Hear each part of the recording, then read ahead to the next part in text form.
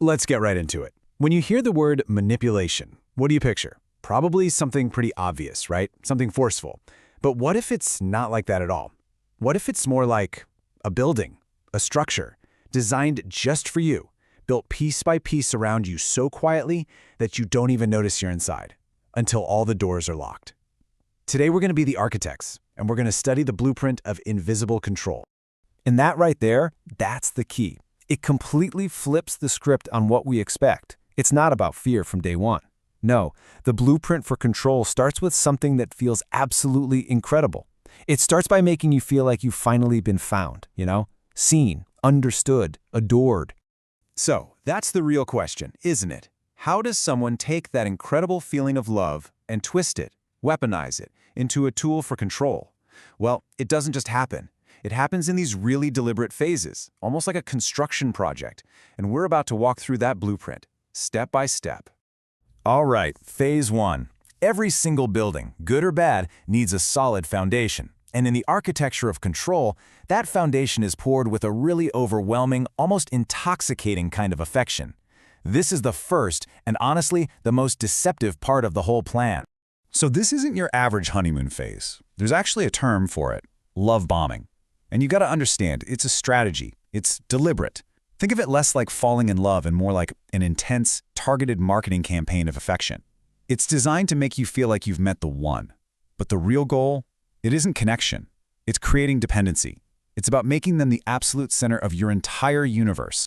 Now, what's so tricky about this is that on the surface, all of these things can look wonderful. I mean, who doesn't want constant contact and grand gestures? But the pattern here is the key. It is always too much, way too fast.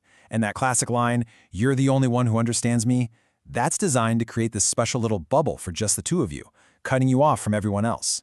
Then there's future faking, painting this perfect picture of your life together. It gets you to invest in a fantasy before you've even had a chance to build a real foundation.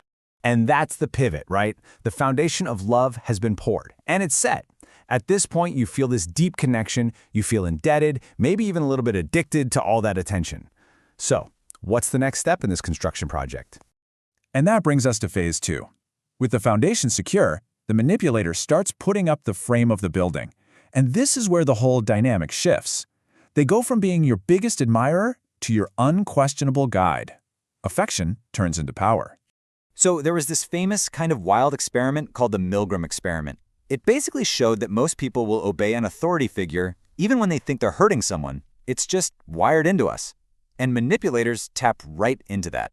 They don't need a uniform or a fancy title, they just create the illusion of authority. They position themselves as being wiser or more worldly or just more stable than you, making you feel like you can't trust your own judgment without them. And this chart just lays it out perfectly. Look, in any healthy relationship, respect is a two-way street. It's earned. You're supposed to ask questions. But with this imposed authority, it's a one-way command. Questioning them isn't seen as a simple question. It's seen as an attack. And if you disagree, you're met with punishment, maybe anger, maybe the silent treatment. You learn really fast that just going along with it is the only way to keep the peace. And this is what it all leads to. This is the whole goal of this phase. They condition you to believe that your own gut feeling, your own doubt, is a form of betrayal. Your intuition becomes the enemy, and what they say becomes the only truth that matters. The frame of the building is now officially up. Okay, so let's recap. The foundation of dependency is there, thanks to the love bombing. The frame of authority is built, so you don't trust yourself anymore. But a frame isn't a prison, right? So what's the final, terrifying step that turns this structure into a trap you can't escape? This brings us to the final and, frankly, the most restrictive phase. This is where the manipulator starts to close in the walls, systematically and deliberately cutting off every single one of your escape routes. Pay attention to that word, pattern. That's everything. Coercive control is not one big dramatic event. It's a system. It's 1,000 tiny oppressive behaviors that, when you add them all up over time, just completely dismantle a person's freedom. It really is like death by 1,000 cuts. And here's how it typically escalates. Step one is usually isolation. You'll start hearing things like, "Your friends are a bad influence," or "Your family just doesn't get us." Then comes the micromanagement. Suddenly they need the password to your phone, or they want to see your bank statements. They start dictating your choices. And finally, step 3 is intimidation. This doesn't have to be physical. It can be a look, or a sudden chilling silence, or a huge emotional outburst over nothing. It's all designed to keep you constantly walking on eggshells. And right here, this is how the whole twisted architecture holds itself up. You keep remembering that intense love from phase 1, and that becomes the reason you stay. You tell yourself, if I can just be better, if I can just do things right, we can get back to how it was. And then, that authority from phase 2 becomes the reason you feel like you can't leave. You've been conditioned to believe you're not strong enough or smart enough to make it on your own. So, we've walked through the entire blueprint. We've seen how it's built. Now for the most important part. How do we actually spot this happening in the real world? The trick isn't looking for one single red flag. It's about recognizing the architectural pattern as it's being constructed. So, if you want to boil it all down, just remember these 3 checkpoints. First, does it feel like it's all happening at lightning speed? That's your love bombing warning sign. Second, do you feel like you're not allowed to disagree? Like your opinion doesn't matter? That's the frame of authority going up. And finally, take a look around. Does your world, your friends, your hobbies, your freedom feel like it's getting smaller and smaller? If so, the walls are closing in. Ultimately, this is what it's all about.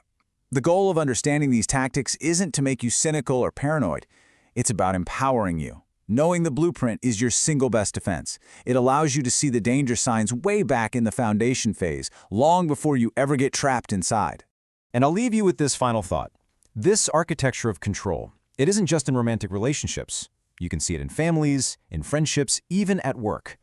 So now that you know what the blueprint looks like, now that you know the phases, can you see the signs? Recognizing how the building starts is the first, most powerful step to staying free.